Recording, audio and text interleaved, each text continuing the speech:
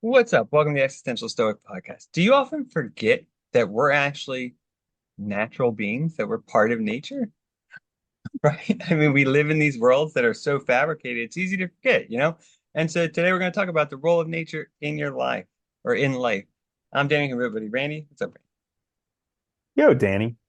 I think it's kind of interesting reading a lot of the Stoics. They always talked about our nature, and they talked about it in a little bit different way than we think of it nowadays, like the outdoors, but they talked about it as kind of who we are and the things that are good not only for us, but also for the cosmopolis society.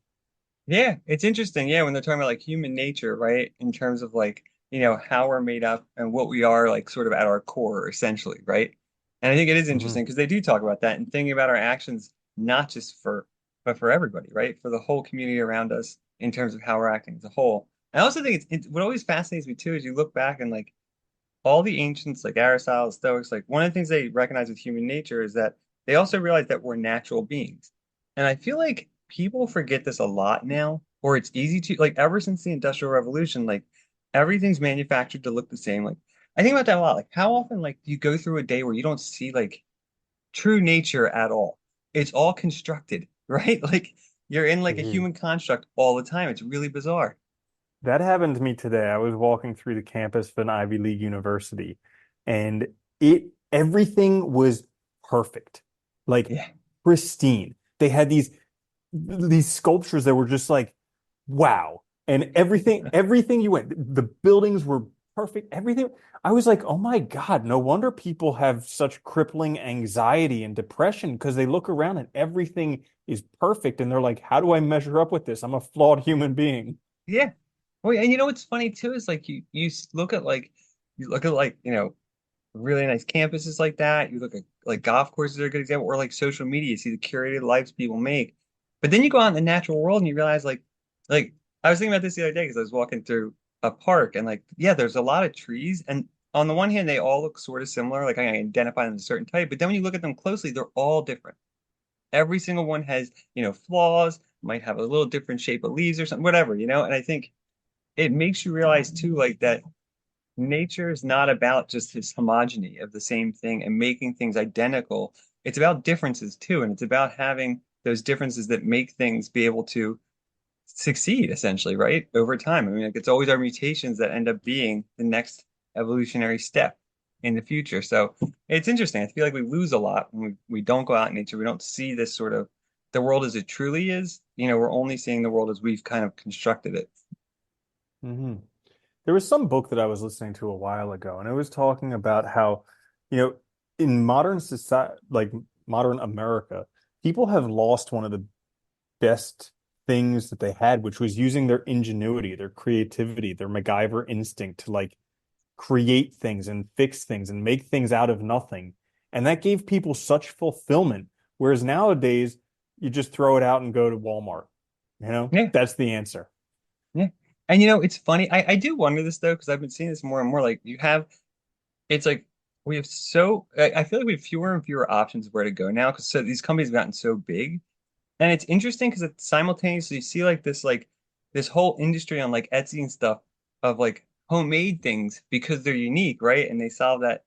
But I think and you make a good point. Marx said that too. Like Karl Marx said, like the only way we can realize our powers is in the world, right? The only way I can know I can make a table is if I make a table.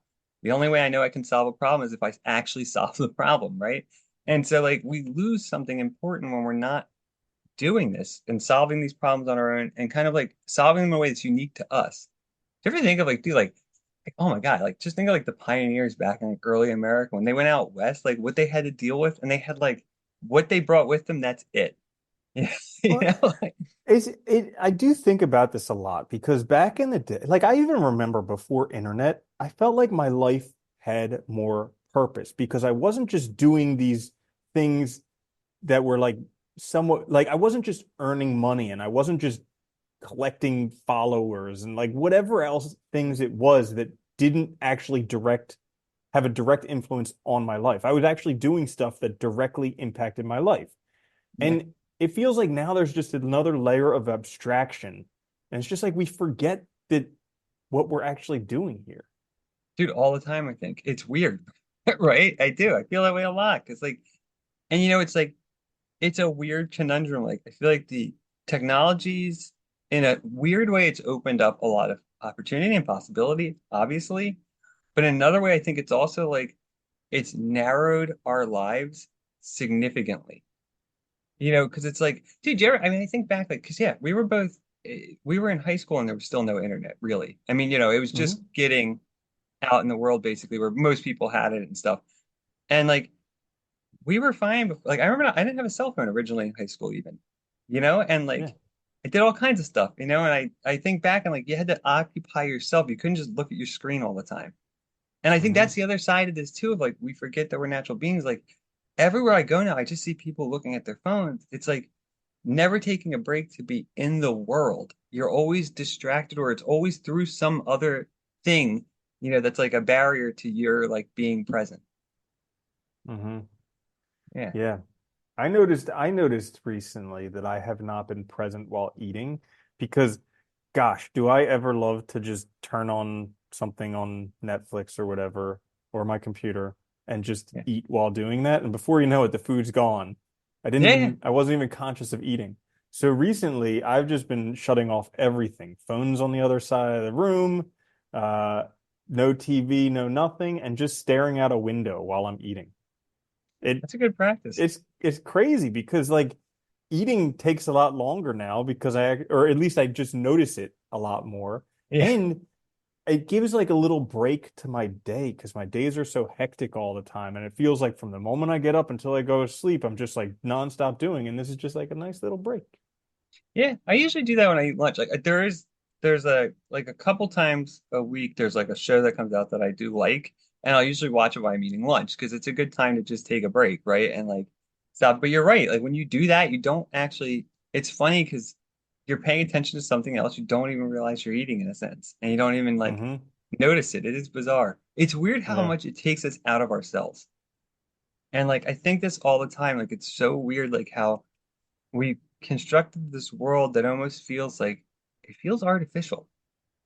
It's like I look at the ISS, right, the International Space Station. You see those guys up there, and like, yeah, that whole environment is constructed. It has to be. They're in space, right?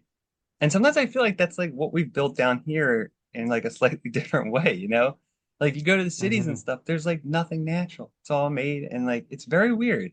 And I we've got to be losing something, right? Like, I really like you read the Expanse series. How yeah, like yeah. basically it's in the future. They destroyed all the green spaces in Earth, and Mars is doing this huge terraforming project where they're trying to bring greenery to Mars. And so it's funny because like they're like, you had these beautiful green spaces and you destroyed it, and then now we're trying to build it up. But I mean it's totally true what's happening. We're losing a lot of it. And I think the more people aren't conscious of it, the more likely it is to go away too, because the less we pay attention to it. Hmm.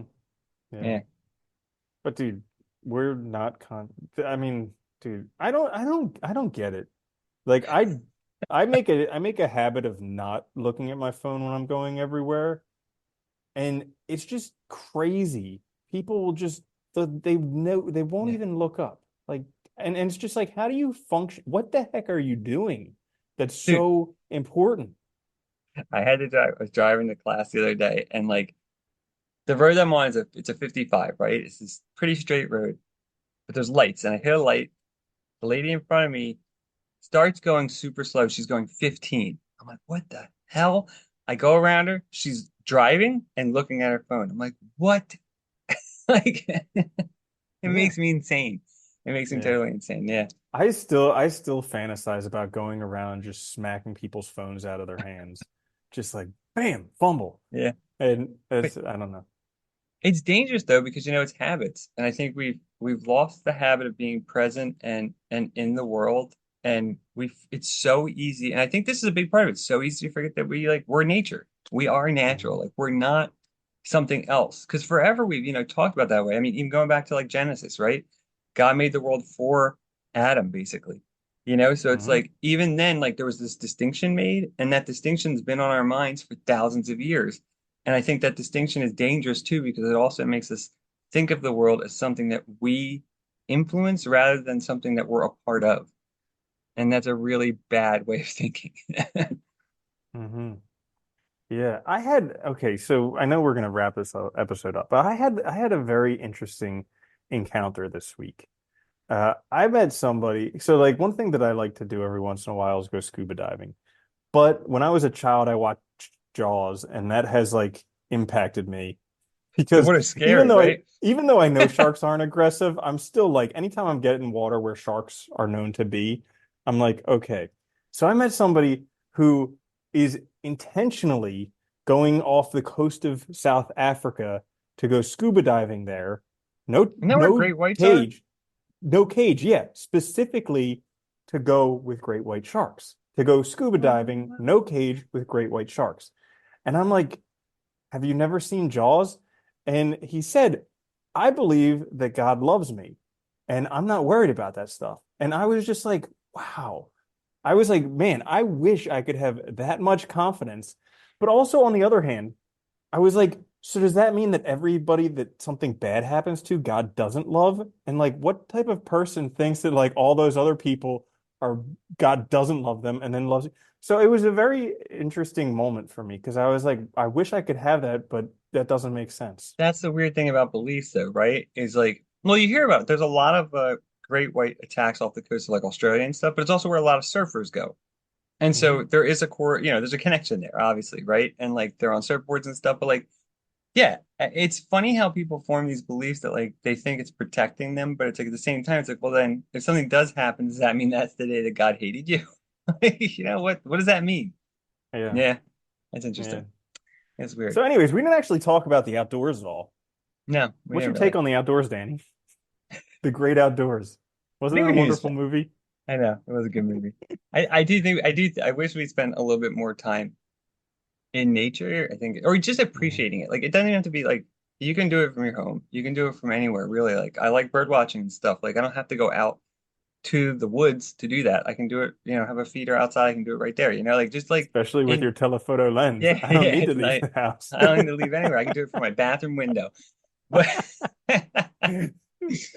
but no, seriously, I think it is there is something to it, and I think it does remind you that we're part of the world in a way that like we're not reminded of often because technology gives us this illusion that we're very distinct and that I think it was like in the 1850s there was a scientist who said like, oh, with science and technology we'll be able to bend nature to our will, right? And that idea, it's like, yeah, we can try to do that, but it doesn't work. We need to work with it, not kind of against it. Hmm. I sometimes play with the idea that, like people are always like, what's the purpose of life? What all that stuff. And I sometimes joke with myself, I'm like, maybe man's purpose of life was to just coat the earth in plastic.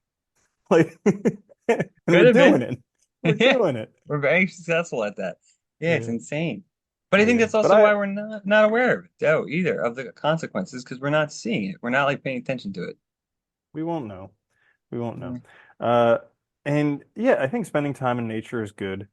And I think also just like stopping believing all this science mumbo jumbo.